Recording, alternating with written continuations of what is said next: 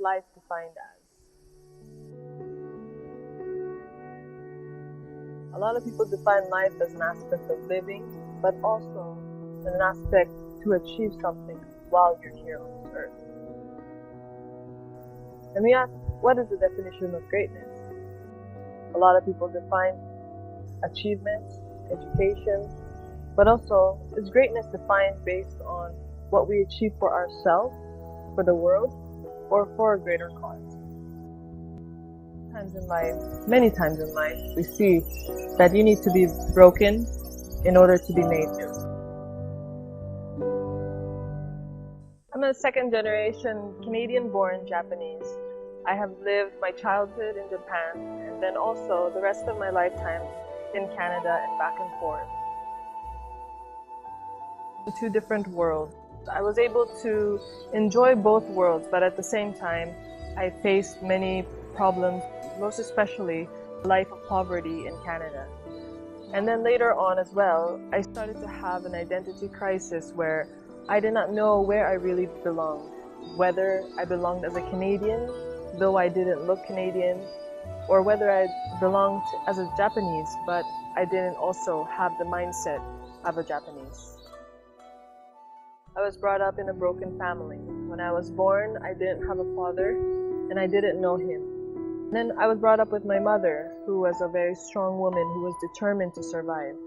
So despite of the brokenness within my family, I was really inspired by things that I didn't have or things that I lacked. I wanted to gain that back into my life. I was inspired by women such as Mother Teresa, Princess Diana, Nightingale, and great heroes that inspired me to become greater. So then I inspired to become a car mechanic, to help those on the side that is having problems with their vehicles. I wanted to be also a surgical nurse where I was able to perform surgeries in the 4 countries like Africa, and also even a lawyer that wanted to represent and protect people and prove their innocence. So in my life, there was a point in time that a turn of events happened where a lot of problems and chaos started to occur. I had a lot of life-threatening problems that happened, accidents. It was really revealing to me that there was something that was trying to harm my life. And there was also problems happening within my family and also in my relatives, where we fought also for sake of money, not for the aspect of love any longer. At the age of 19, the control that I have over my life, I was not able to have that control again. Where sickness took over, and at the age of 19, I had rheumatoid problems where every joint in my body, it was so painful and inflamed that I cannot even move any longer.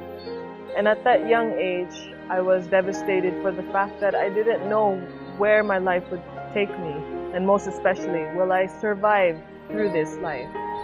So then, when I went to the doctors, they couldn't really diagnose me with what was the problem, but they concluded as the borderline of lupus, where it was an autoimmune disease.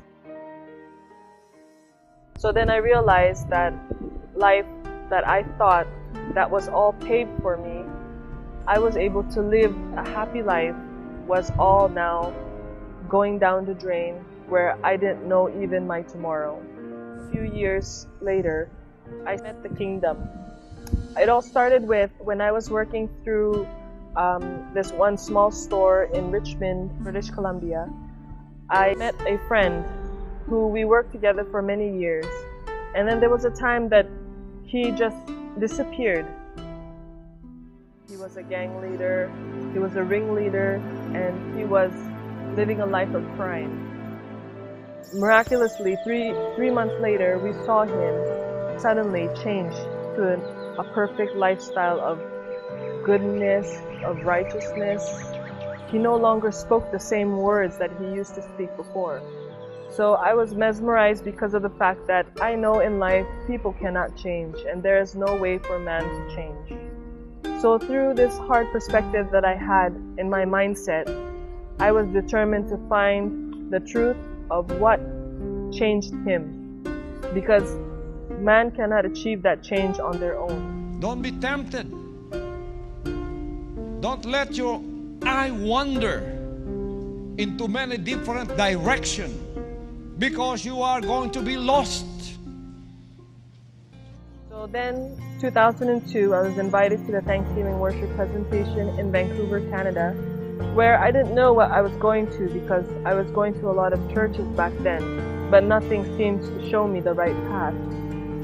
So then I started to attend that Thanksgiving worship presentation. It was a special concert where I was able to meet our beloved pastor. Whether my mind would understand it or not, I will just obey it and I will just believe it. Hallelujah.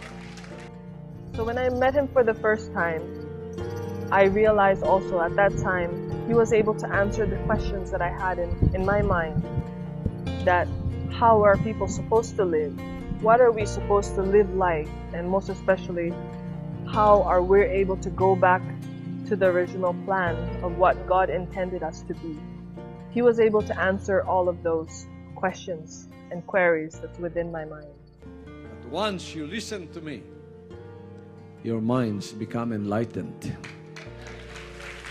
Because He is the light. He is the way. He is the truth. Praise the Father Almighty.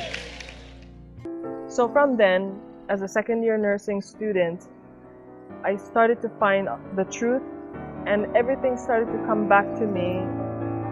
The pieces of the puzzle coming back as one. My health problem, I was healed. Pastor prayed for me, and most especially I was sent to Davao and to the New Jerusalem to see and find a new perspective in life, that sometimes things are taken away from us in order for us to find the new. I wanted to heal people, I wanted to guide people, I wanted to be defending people and inspiring them to become a great person. I wanted to be a nurse that would heal people back from the sick, that they will be able to have their new life. Now I started to see that in life we are just patching them up physically, but not spiritually healing them from within. So then I realized when I met our beloved pastor, and then when I also wanted to devote my life to be used of God and to answer to this heavenly calling of being used as an instrument to be sent all over the world to inspire people, to heal them from their soul, I now found the true meaning. That I now found the real meaning of why those things happened in my life was I had to be broken in order to be made new. I'm very blessed because I'm now being used as an instrument to reach out to many souls within the European continent, from the different countries of Belgium, of Milan and Torino, Italy, as well as Austria, and also United Kingdom, and also to Spain, Cyprus, and Greece, where I was able to reach to many young people and also the souls within those areas and the countries. They're able to also receive the message of the appointed time. I am Jacqueline Kishida, a Canadian Japanese in Vancouver, and I now know that greatness is not defined by what you achieve in life, achievements, education, or also recognition from the world. But I started to realize that greatness is found within, most especially when we are doing it for a greater cause, and now for the greater work of mankind to find salvation through the Almighty Father, through His appointed Son.